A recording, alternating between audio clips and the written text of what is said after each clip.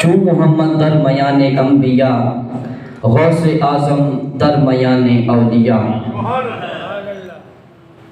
محترم حاضرین، آج جس شہنشاہ کا ذکر کرنے کے لیے ہم اللہ کے گھر میں حاضر ہیں، زمانہ اسے غوث الثقلین کہتا ہے۔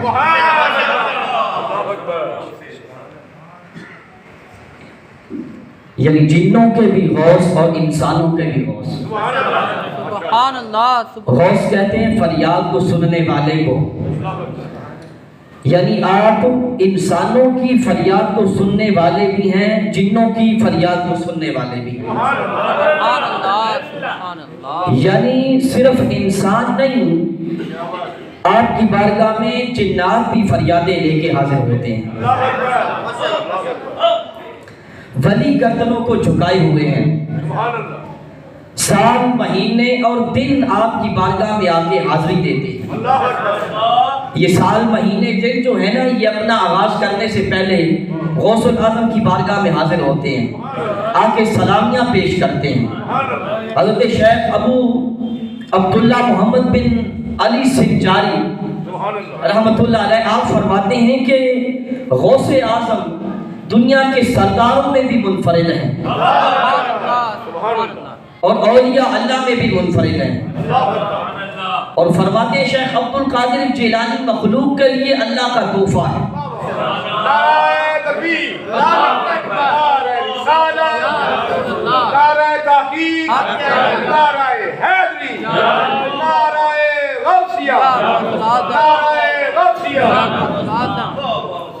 غوث اعظم مخلوق کے لیے اللہ کا تحفہ ہے، اور فرماتے ہیں خوش بخت ہے وہ انسان جس نے آپ کا دیدار کیا،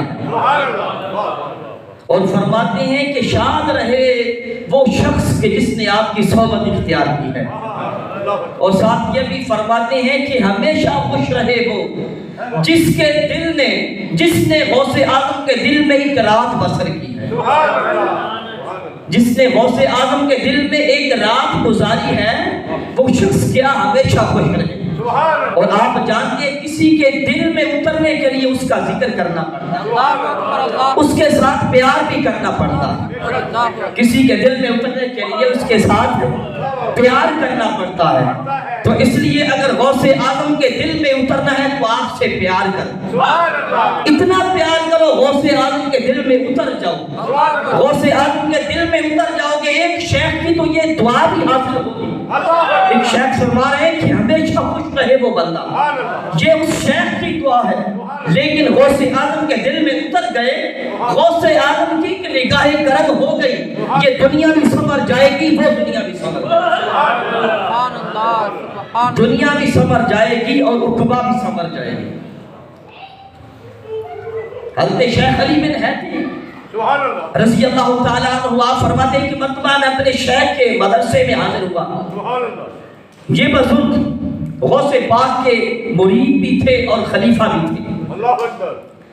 فرماتے ہیں کہ مرتبہ آپ کے مدرسہ میں آیا تو دیکھا کہ غوث پاک مدرسہ کی چھت پہ نماز چاشت ادا کر رہے ہیں،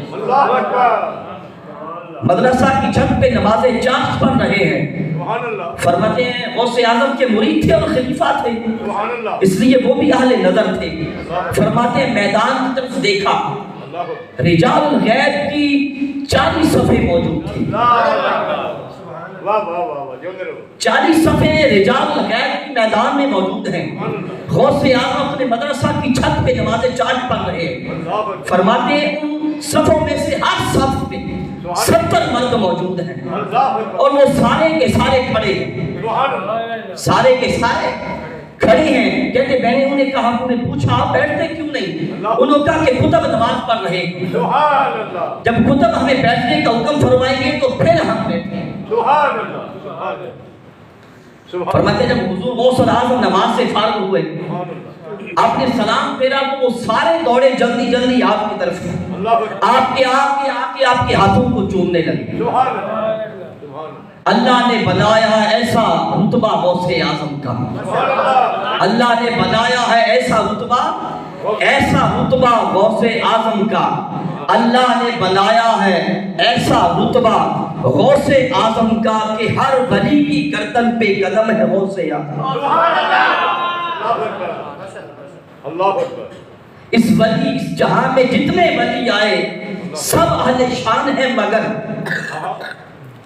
اس جہاں میں جتنے ولی آئے سب اہل شان ہیں، مگر لیکن ہر ولی کی گردن پہ تلوار ہے غوث اعظم. قبر میں کر پوچھیں گے فرشتے بتا کیا تیری پہچان ہے، تو کہہ دوں گا لایا ہوں دیکھو شجرہ غوث اعظم. ایک اور بزرگ فرماتے ہیں کہ 579 ہجری میں میں لبنان کے پہاڑ کی طرف گیا کہ جا کے وہاں اولیاء اللہ صالحین کی زیارت کرنا، تو وہاں ایک شیخ جبلی بھی وہاں موجود تھے. ان کو جبلی کہا اس لیے جاتا تھا، جبلی جبل سے بنا ہے، جبل پہاڑ کو کہتے ہیں. ان کی ایک مدت گزر رہی تھی پہاڑ پہ رہتے ہوئے، ان کو اسی لیے جبلی کہتے تھے. کہتے میں ان کے پاس یہاں بیٹھ گیا، میں نے ان سے پوچھا کہ شیخ آپ کو یہاں بیٹھے ہوئے کتنا عرصہ گزر گیا؟ انہوں نے بتایا کہ 60 سال گزر گئے. 60 سال یہیں گزر گئے ہیں. میں نے پوچھا ان 60 سالوں میں کتنے عجائبات دیکھے ہیں، کیا کیا کرشمات دیکھے ہیں؟ انہوں نے بتایا کہ 559 ہجری کا دور تھا، چاندنی رات تھی، میں یہاں بیٹھا ہوا تھا، دیکھتا ہوں کہ اس پہاڑ کے سارے لوگ یعنی اولیاء اللہ جو اس پہاڑ پہ رہتے تھے سارے لوگ قطاروں کی صورت میں ہوا میں اڑتے ہیں، ہوا میں اڑتے ہیں اور بغداد کو جاتے ہیں، ہوا میں اڑ کے عراق کو جاتے ہیں. میں نے ان میں سے ایک سے پوچھا کہ بھئی آپ کہاں جاتے ہو؟ انہوں نے کہا کہ ہمیں خضر علیہ السلام نے یہ حکم دیا ہے کہ قطب کی بارگاہ میں جا کے حاضر ہو جاؤ. نعرہ تکبیر، نعرہ رسالت، نعرہ تحقیق، نعرہ حیدری، نعرہ غوثیہ، نعرہ غوثیہ. سبحان اللہ. وہ کہتے ہیں میں نے پوچھا من ہوا وہ شیخ کون ہیں؟ انہوں نے کہا شیخ عبد القادر جیلانی. وہ شیخ عبد القادر جیلانی ہیں جن کی بارگاہ کی حاضری کے لیے خضر علیہ السلام نے حکم دیا. کہتے میں نے انہیں کہا کہ میں بھی آپ کے ساتھ نہ چلوں؟ انہوں نے کہا چلیں. کہتے ہم ہوا میں اڑے، تھوڑی دیر میں ہم بغداد پہنچ گئے. وہاں دیکھا کہ بڑے بڑے اولیاء آپ کی بارگاہ پہ حاضر ہیں، اکابرین اولیاء حاضر ہیں، اور وہ آپ سے عرض کرتے ہیں یا سیدنا، اے ہمارے سردار. اکابر اولیاء حضور غوث اعظم کو یہ عرض کرتے ہیں اے ہمارے سردار. اور جب آپ انہیں کوئی حکم دیتے ہیں کسی کام کے لیے وہ جلدی بھاگ کے وہ کام کر دیتے ہیں. پھر حکم دیا کہ آپ واپس چلے جاؤ. کہتے ہم واپس آ گئے. میں نے اس سے پوچھا اس دوست سے کہ جو کچھ میں نے آج کی رات دیکھا ہے ایسا اس سے پہلے کبھی نہیں دیکھا. میں نے دیکھا کہ تم ادب سے ان کے سامنے کھڑے ہو، جب وہ کوئی حکم دیتے ہیں بھاگ کے وہ کام کرتے ہو. تو انہوں نے کہا اے دوست، اے بھائی، ہم وہ کام کیوں نہ کریں اور ان کا حکم جلدی جلدی کیوں نہ مانے؟ انہوں نے فرمایا قدمی حاضی علی رقبۃ کل ولی. انہوں نے فرمایا ہے کہ میرا یہ قدم ہر ولی کی گردن کے اوپر. اعلیٰ حضرت فرماتے ہیں واہ کیا مرتبہ ہے اے غوث بالا تیرا، واہ کیا مرتبہ ہے اے غوث بالا تیرا، اونچے اونچوں کے سروں سے اعلیٰ ہے قدم تیرا.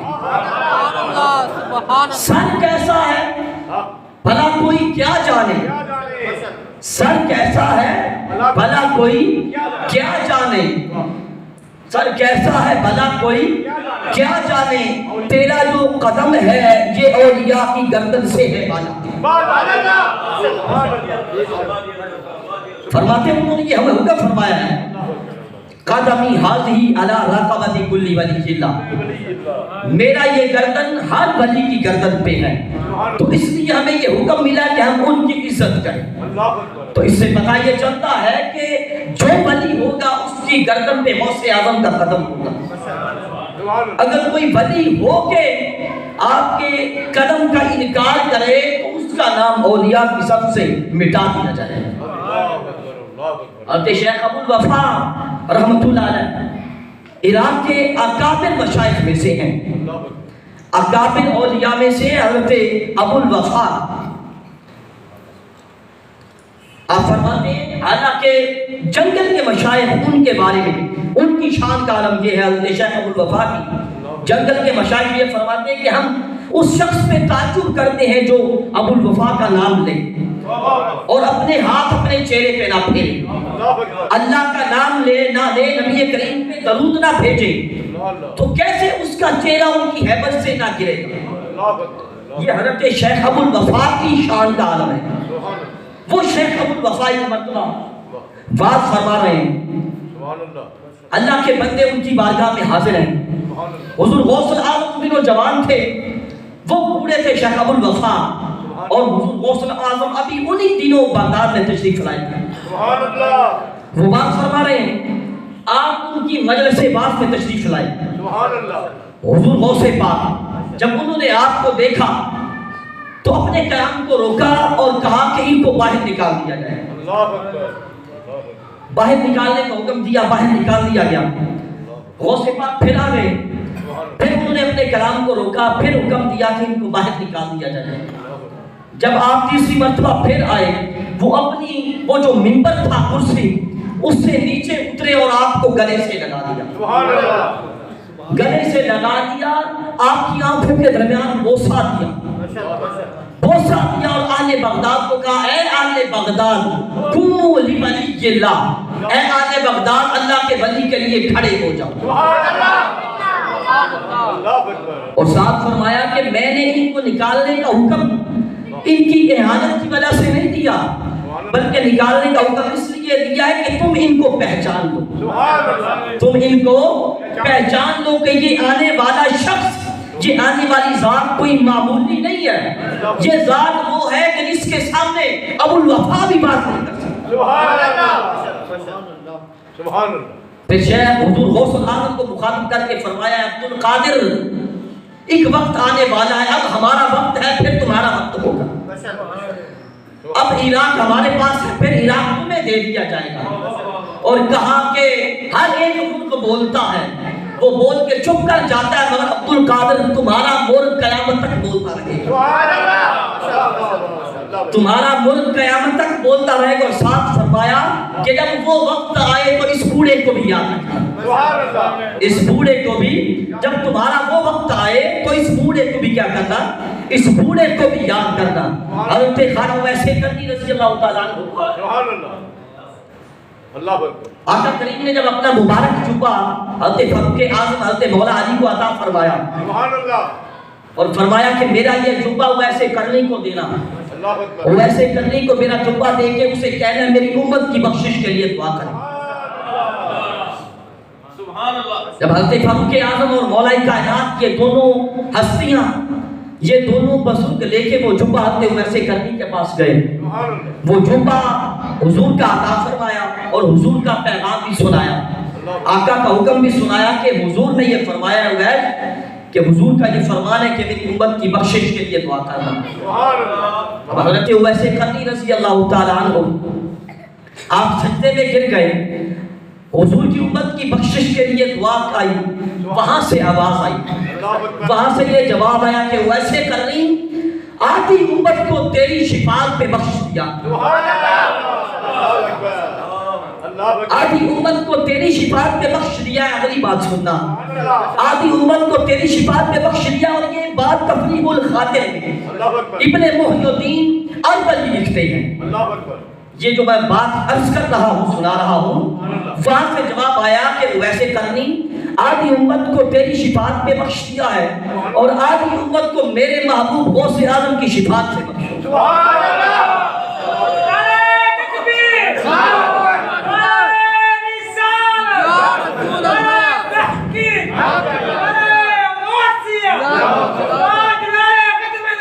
زندہ باد، زندہ باد، زندہ باد، زندہ باد، لبیک یا رسول اللہ، لبیک لبیک لبیک یا رسول اللہ، لبیک لبیک لبیک یا رسول اللہ، لبیک لبیک لبیک یا رسول اللہ۔ فرمایا آدھی امت کو میرے محبوب غوث اعظم کی شفاعت سے بخشوں گا۔ فرمایا وہ میرا بھی محبوب ہے، میرے محبوب کا بھی محبوب ہے۔ سبحان اللہ، غوث اعظم اللہ کے بھی محبوب ہیں، پیارے مصطفیٰ کے بھی محبوب ہیں۔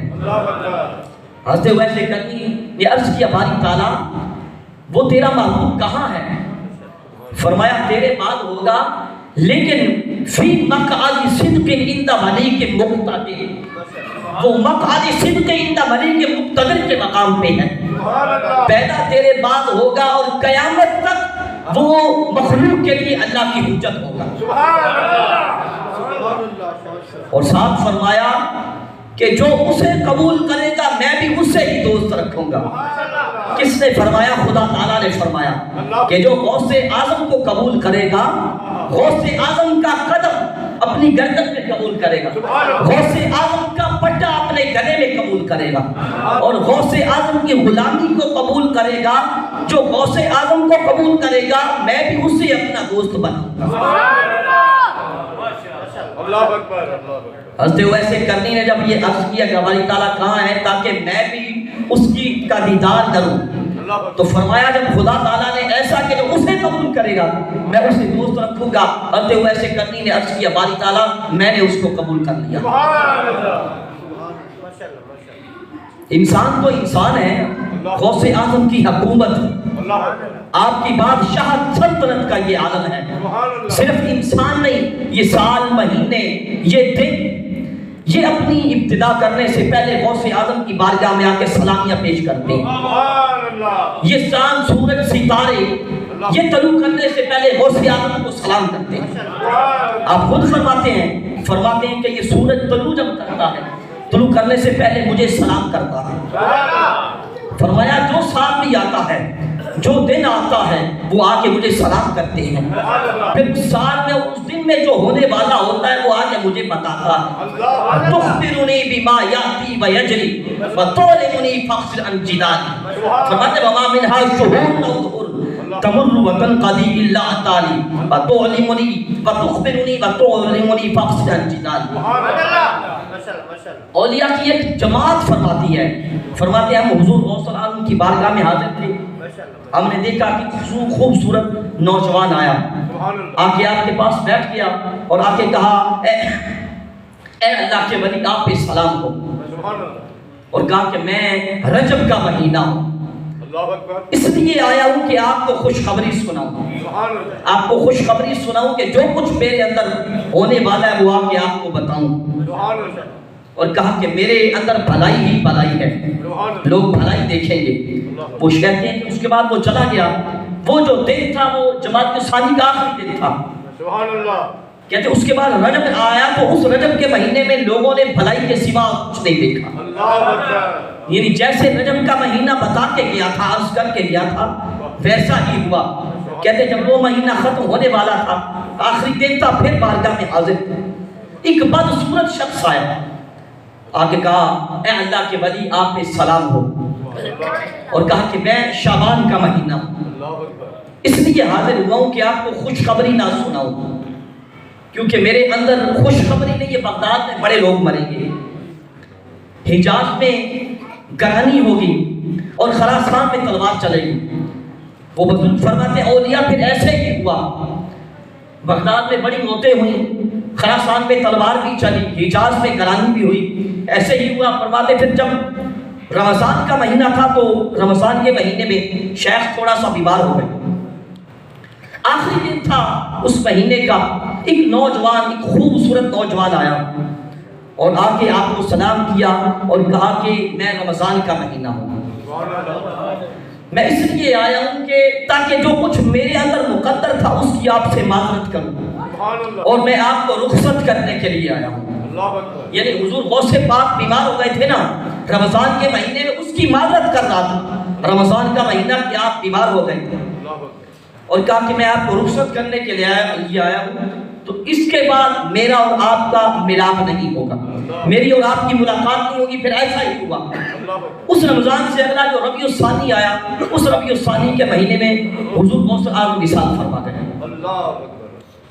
یعنی سال مہینے دن بھی آ کے آپ کو خبریں دیتے ہیں اور سلام کرتے ہیں. آپ خود فرماتے ہیں اللہ کے پاس بندے ایسے بھی ہیں, رمضان کا مہینہ ان کے پاس آتا ہے اور آ کے معذرت کرتا ہے. اگر اللہ کے ان بندوں کو کچھ تکلیف پہنچے, فاقہ پہنچ جائے یا وہ بیمار ہو جائے, تو وہ مہینے کہتے ہیں کہ آپ کا کیا حال ہے. یعنی یہ شان کا عالم ہے. یہ صرف انسان نہیں, یہ جو دیگر مخلوقات ہیں خدا کی, ان پہ بھی حکومت غوث اعظم کی. ان مخلوقات پہ بھی غوث اعظم کا سکہ چلتا ہے, ان پہ بھی حکم غوث اعظم کا چلتا ہے. یہ شان کا عالم یہ ہے. لیکن حضور غوث اعظم آپ کی شان کریمانہ کا عالم کیا ہے؟ حج کا مبارک موسم ہے, حج کا برکتوں والا سفر ہے, غوث اعظم کی ذات ہے. ایک بستی میں آپ پہنچے, اپنے بیٹے کو حکم فرمایا, رات کا وقت ہو گیا تھا, رات گزارنا تھی. اپنے بیٹے کو حضرت عبدالرزاق رحمۃ اللہ علیہ نے حکم فرمایا کہ اس بستی میں سے دیکھو کہ سب سے غریب گھر کون سا ہے. پتہ کیا, اس بستی میں ایک بوڑھا اور بڑھیا رہتے ہیں, وہ سب سے غریب گھر ہے. غوث اعظم نے وہ جو کائنات پہ حکومت کرتے ہیں, جن کی شان کا عالم یہ ہے کہ صرف انسان نہیں, جنات بھی ان کے حکم کے تابع ہیں, ان کی بارگاہ میں فریاد رسی کے لیے آیا کرتے ہیں. یہ دیگر مخلوقات بھی ان کے حکم کے ماتحت چلتے ہیں. اس غوث اعظم نے, اس کریم محبوب نے اپنے رات گزارنے کے لیے ان غریبوں کے گھر کو منتخب کیا. وہ بڑھیا مائی اور وہ بوڑھا شخص جو تھا, اس کے گھر کو آپ نے چنا رات گزارنے کے لیے. لوگوں کو پتا چلا کہ غوث اعظم اس بستی میں آئے ہوئے ہیں. وہ جو امیر لوگ تھے, کسی نے سونا لیا, کسی نے چاندی لی, کسی نے اناج لیا, کسی نے بھیڑ بکریاں لی. جس کے پاس جو کچھ تھا اپنی استطاعت کے مطابق اور طاقت کے مطابق, کسی نے گائے بھینس لی اور لے کے آ کے نذرانے آپ کی بارگاہ میں حاضر ہو گئے. اور آ کے عرض بھی کیا کہ حضور آپ ہمارے ہاں تشریف لے چلیں, آپ رات ہمارے پاس گزاریں. مگر آپ نے انکار کر دیا. آپ نے فرمایا نہیں, رات ہم یہیں گزاریں گے. ان سب لوگوں نے وہ نذرانے پیش کیے, وہ بھیڑ بکریاں جو لے کے سونا چاندی وغیرہ آئے ہوئے تھے, سب نے آپ کی بارگاہ میں پیش کیے. انہوں نے آپ کی بارگاہ میں پیش کیے, چلے گئے. میرے غوث اعظم نے حکم فرمایا کہ یہ سارا کچھ ان گھر والوں کو دے دیا.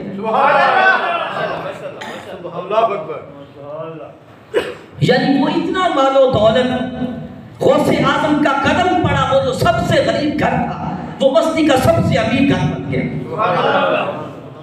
اگلے سال حضرت عبدالرزاق رحمۃ اللہ علیہ کی جب اسی بوڑھے سے ملاقات ہوئی تو اس نے یہ بتایا, یہ سب کچھ جو دیکھ رہے ہو, یہ مویشی, یہ کھیتی باڑیاں, یہ غلے, یہ اناج, یہ سب کچھ دیکھ رہے ہو, یہ اسی دولت کی